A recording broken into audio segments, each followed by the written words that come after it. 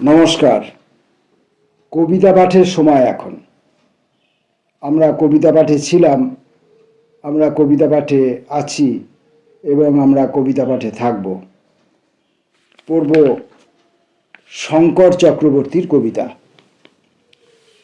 প্রথম কবিতার নাম ঝঞ্ঝাবার্তা। একটা মুখরিত ঝঞ্ঝা জবরদস্তি আমার কালো লম্বা ছায়াটি উড়িয়ে নিয়ে সমুদ্রে ফেলতে চাইছিল। একটা মুখরিত ঝঞ্ঝা জবরদস্তি আমার লম্ব কালো ছায়াটি উড়িয়ে নিয়ে সমুদ্রে ফেলতে চাইছিল।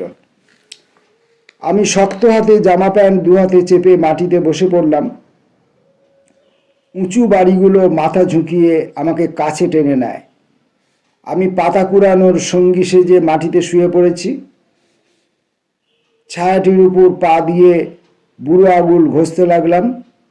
তখন যেন অদ্ভুত কোনো জট খোলার বৃষ্টিপথ খুঁজে খুঁজে মরতে চাই।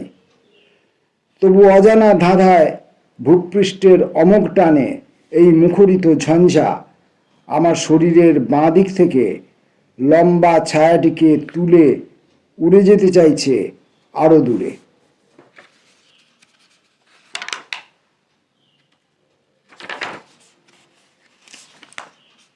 দুঃস্বপ্নের ভিড়।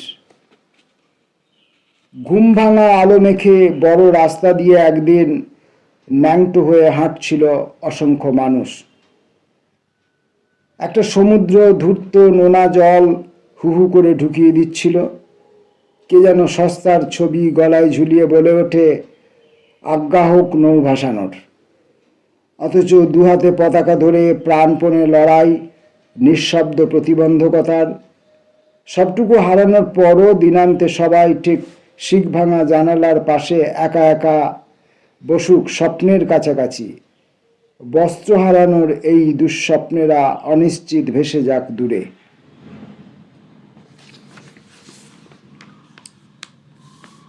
কাব্য প্রতিভায়।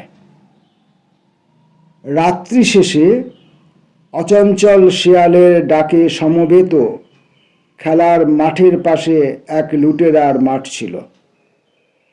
তার প্রতিবেশী ওই কুমোর পাড়ার ব্যস্ত সপ্রতিভ কাক ভোরের আগেই শূন্য ছাদে পশারিনী দেখে গলা ফাটায় চৌচির। তারপর জ্যোৎস্না মাখা রাত্রি শেষে শেয়াল সঙ্গীর গান শোনে প্রতিদিনই। মূর্তিগুলো স্থির চোখে দিগন্তের আলো মাখে রোজ। ঘণ্টা বাজে ঘন ঘন। শেয়াল প্রতিভা ছুটে যায় মাঠে। কোন লুটেরা যে বন্দী হবে নিজ গুণে জানে না কবিও। শঙ্কর চক্রবর্তীর কবিতা পড়ছি। শর্ত। শর্তগুলোর নাগাল পেতে তুমি একবার বৃষ্টির দিকে হাত বাড়িয়ে দিলে। খোলা জানালার ওপারে রাজসভা ভিজছিল চুপচাপ। জলকাদার দিকে পা বাড়াওনি তুমি। একটা অসম্পূর্ণ সুরক্ষার কাছে পুরনো দিনের মেঘও ভেসে থাকতে দেখলে। আর ঠিক তখন পুনরুত্থান ও কৃষ্ণযাত্রার আগেই এলোপাথারি ঝড় ঘনিয়ে আসারও ঢের আগে তোমার শর্তগুলো হাত ফসকে এক দুঃখী ফেরিওয়ালার পায়ের কাছে নিচু হয়ে ভিজতে থাকলো।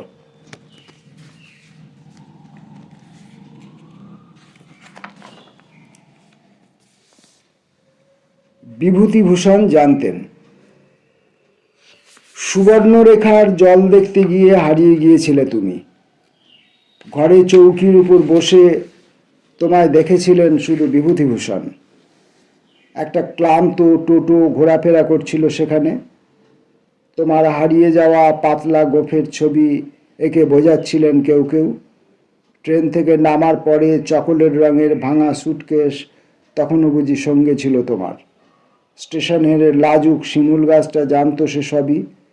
সুবর্ণরেখায় যে জল নেই তাও তো জানতে না তুমি।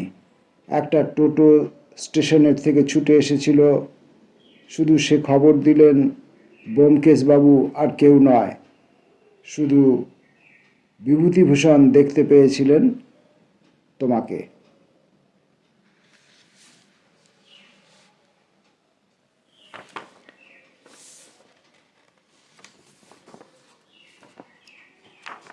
বলিনি কিছুই, এখনো বলিনি কিছুই। আজও কাঁটাতারে ঘিরে আছি রাত দিন। কারো অপমান নাক বরাবর লুকোনো ঘুষির মধ্যে 2 পয়সার কবি সেজে থাকি বেশ। সামনে বেমক্কা রাস্তা, পাল্টানোর কোনো ছবি নেই। পিছনে 2 ঘন্টা দেরি দেখে হাল ধরিনি কখনো। এখনো জানি না আমি রোদ্দুরে বন্ধুত্ব পাবো কিনা। সকলেই ক্যারাটে শিখেছে, সকলেই বাইকের দুরন্ত বাতাস কেটে ছুটে যায় শূন্যে। ছেঁড়া পৃষ্ঠা থেকে শুকনো মুখেই উঠে বসি একবার। শ্যাওলায় ঢাকা বাসি জল গড়িয়েছে। আমি তো বলিনি কাউকেই। রাজবাড়ির ছায়ায় বসে পালক লাগানো টুপি হাতে উদ্বাহু নেচেছি একা।